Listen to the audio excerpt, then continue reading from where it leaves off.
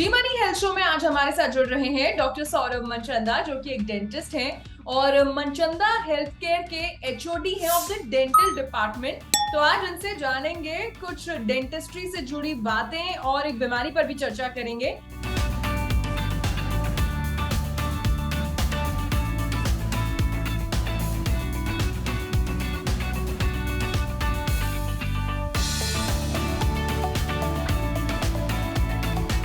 Doctor Manchanda, जी money health show में आपका बहुत बहुत स्वागत है। एंड डॉक्टर मनचंदा, आज हम आपसे बात करने वाले हैं पायरिया के बारे में।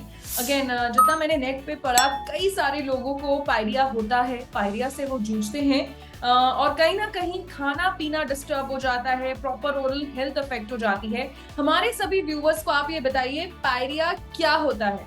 Pyorrhea is a layman language. In medical language, it is known as periodontitis. Periodontitis, okay. Periodontitis. Pyorrhea in a layman language, it includes bad smell, means halitosis. Okay. दांत हिलना, Hmm. loosening of your tooth, increase of length of your tooth, Hmm. bleeding gums. Hmm. Bleeding gums even after chewing, even after brushing. Okay. This is your pyorrhea. This is the Pyorrhea. definition of the pyorrhea. Hmm. अब इस चीज को लेके ना लोगों को काफी ज्यादा ये है कि भाई हमने पायरिया हो गया और सब कुछ खत्म। नहीं, पायरिया का ट्रीटमेंट भी है। पायरिया किस रीजन से हो रहा है, हमें मेन वो रीजन जानते हैं। तो सर, वो रीजंस, वो कॉजेस कौन कौन से हैं जिसकी वजह से पायरिया होता है? अब कॉजेज तो देखो, सबसे पहले हमारी हमारी अब अगर हम लापरवाही अब अगर हम केयरलेस नहीं होंगे तो हमारे डेंटिस्ट का फायदा है। अब सबके केयरलेसनेस से हम डेंटिस्ट हैं जी, और उसके बाद हम आते हैं डेंटल सर्जन्स। ठीक है, अब उस केयरलेसनेस को ही इम्प्रूव करना है, वो सबसे बड़ा कॉज है हमारा। अब अगर हम उस रीजंस को सारा ठीक कर लें, अब उसको ठीक करने के लिए आप खुद पूरी मेहनत नहीं कर सकते। अब अगर आपको पायरिया हो गया, अब उसका एक सर्जिकल ट्रीटमेंट है, एक नॉन सर्जिकल ट्रीटमेंट है। अब नॉन सर्जिकल मींस कि आपका स्केलिंग मींस सफाई, जिससे लोग डरते हैं। अब वो कहते हैं कि नहीं भी दांत लूज हो जाएंगे, गैप आ जाएगा और दिक्कतें बढ़ जाएंगी। और एक बार सफाई कराई तो जिंदगी भर दांत खराब नहीं। अब वो पायरिया है last stage. Initial stages inflammation of your gingiva means gums. अब ऊपर वाले ने ना बहुत कुछ सोच के गम्स बनाए हैं और उसका नाम दिया है। गम्स मींस जो हमें गम देते हैं। अगर हम उसकी केयर नहीं करेंगे, अगर हम केयर करेंगे वो हमारे गम में भी हमारा साथ देंगे, नहीं तो वो ज्यादा गम देंगे। अब वो जब ज्यादा गम देते हैं तो उसको पायरिया कहते हैं। बड़े अच्छे से आपने हमें समझाया कि पायरिया क्या होता है, हमारे गम्स और क्या क्या चीजें हमें देखभाल करनी है। सर, ओवरऑल, क्योंकि अभी बहुत सारे लोग आपको देख रहे हैं, सुन रहे हैं, क्या क्या लक्षण देखने को मिलते हैं जिसके बाद ये एक खतरे की घंटी है कि अब तो डेंटिस्ट को दिखाना ही दिखाना है? खतरे की घंटी पे नहीं दिखाना, हमने पहले जागरूक होना जी। हमने स्टार्टिंग जैसी हमारे मुंह से एक तो स्मेल आनी शुरू हो जाए, बैड स्मेल। ठीक है, अब कई बार बैड स्मेल से लोग थोड़ा सा सोचते हैं हमने क्या पता कुछ खाया हो, सपोज प्याज लहसुन हो गया। ठीक है, कई बार हो जाता है, चलो ठीक है, हम उस चीज को कई बार अवॉइड कर लेते हैं। ब्लीडिंग गम्स कभी भी अवॉइड नहीं करने चाहिए। अब जो चीज आपने पूछी, alarming condition means bleeding gums और टचिंग पेन। जरा सा भी आपको मुंह में दर्द लग रहा है, अब वो नहीं कि कुछ खाया होगा, क्या पता पापड़ी खाई हो, लग गई हो। नहीं, पापड़ी खाने के बाद भी लग रही है, एक बार जाके चेक करा लो। n number of dental surgeons, n number of dentist बैठे हुए हैं, एक चेकअप कराने में कुछ नहीं जाता। 100, 200, 500 कंसल्टेशन अपने शरीर के लिए देना बर्थ है जी। अब लोग सोचते हैं कि कोई हमें कंसल्ट कर दे, हमें कोई अच्छी राय दे दे, घर बैठे वो राय नहीं मिलती। बिल्कुल, आपने बिल्कुल सही कहा। तो देखिए, कोई भी ऐसी समस्या होती है तो अपने डेंटिस्ट को आपको जरूर दिखाना ही दिखाना है।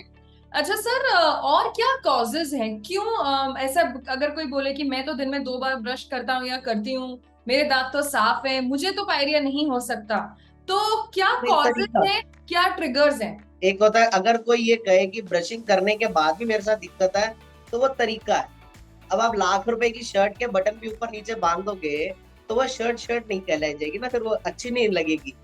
अब वही चीज है, आपने ब्रशिंग तो कर ली पर उस तरीके से नहीं करी।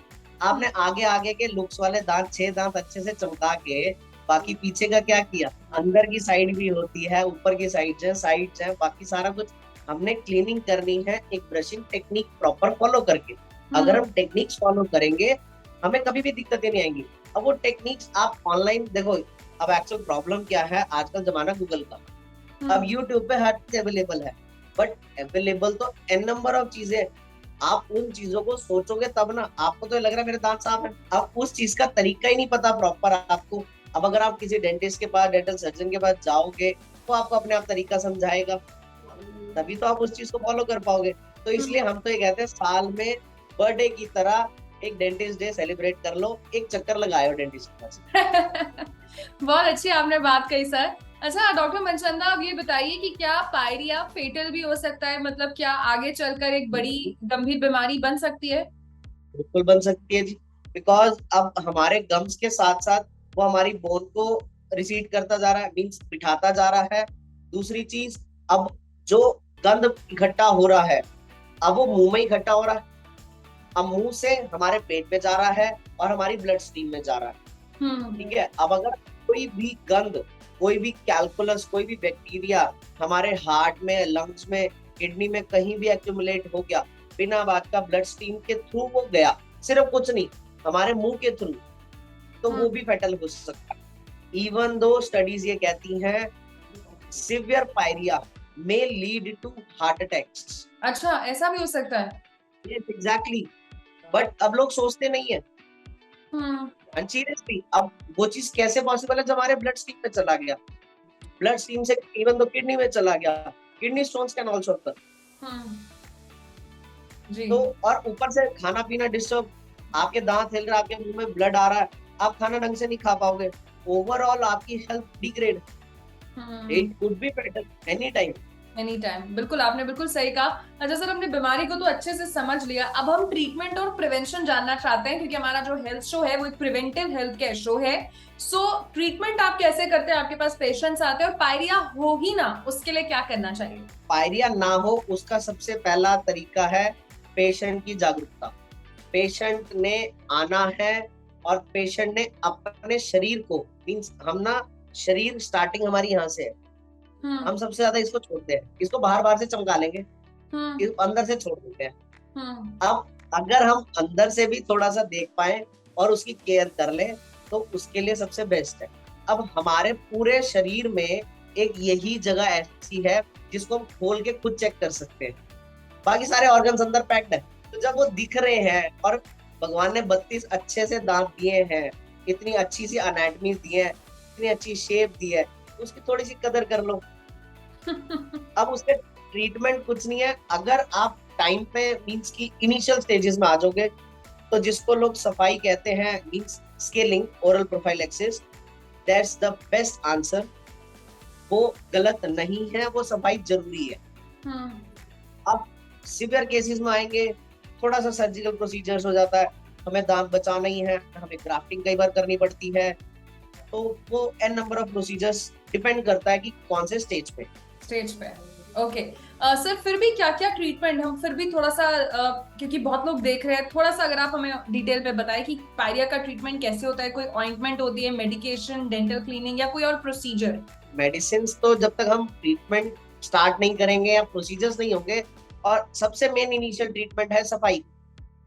जो आप ट्रीटमेंट का जो कोर्स है वो हमारा है सफाई, रेगुलर क्लीनिंग, पहले खुद, उसके बाद डेंटिस्ट। साल नहीं तो 2 साल में एक बार सफाई बहुत जरूरी है। रीजन बीइंग, एक्चुअल हम लोग जो आजकल जो हमारी फूड हैबिट्स है वो बहुत बहुत ज्यादा सबके डिस्टर्ब है, आप जो मर्जी कर लो, ठीक है, और सारा स्टिकी फूड्स है। हमारे दांतों के बीच में स्पेसेस होते हैं, वो वहां जाके स्टक कर जाता है। अब हम ब्रशिंग जितनी मर्जी, जैसे मर्जी अच्छी कर ले, वो वहीं का वहीं स्टक रहता है, चाहे 10% रहे। अब वो धीरे धीरे धीरे धीरे वो हार्ड होता जाएगा, हार्ड होगा, हमारे गम्स पे फोर्स डालेगा, बोन्स पे फोर्स डालेगा, सारा लीड टू पायरिया। मींस हमें वो सफाई खुद भी करनी है, करवानी है। इसका treatment brushing, flossing, gargles, massage, and at the last the dentist with the scaling. Okay. आपने Initial self, हाँ जी, then doctors. Then doctors. Initial self, then doctors. Okay. So doctor Saurabh ने आज हमें बताया कि अपने जैसे साल में एक बार बर्थडे आता है, डेंटिस्ट डे जरूर सेलिब्रेट करें, अपने दांतों की क्लीनिंग कराएं, और ये नहीं कि आप किसी बड़ी मुसीबत का वेट कर रहे हैं तभी डेंटिस्ट को दिखाएंगे। डेंटल चेकअप्स बहुत जरूरी हैं, 6 महीने 1 साल में जरूर डेंटिस्ट को दिखाएं। एंड इसी के साथ डॉक्टर सौरभ मनचंदा, आपने इतने अच्छे से हम सबको समझाया about pyorrhoea and oral health care. Zee money health show की पूरी टीम की तरफ से मैं नेहा बजाज आपको थैंक यू कहना चाहती हूँ। Thank you so much. तो ये थे डॉक्टर सौरभ, जिन्होंने हमें पायरिया के बारे में बताया और कई सारी इंटरेस्टिंग चीजें भी बताई। मैं उम्मीद करती हूँ आपको आज का वीडियो बहुत पसंद आया होगा। अपना फीडबैक जरूर शेयर करिएगा, और किसी और पर्टिकुलर टॉपिक पर अगर आप डिस्कशन देखना चाहते हैं वो भी हमें बताइएगा। इसी के साथ मैं नेहा बजाज आपसे लेती हूँ इजाजत। सेहत का ख्याल रखिए, स्वस्थ रहिए, मस्त रहिए और देखते रहिए जी मनी हेल्थ शो। अच्छी सेहत हमारा बात।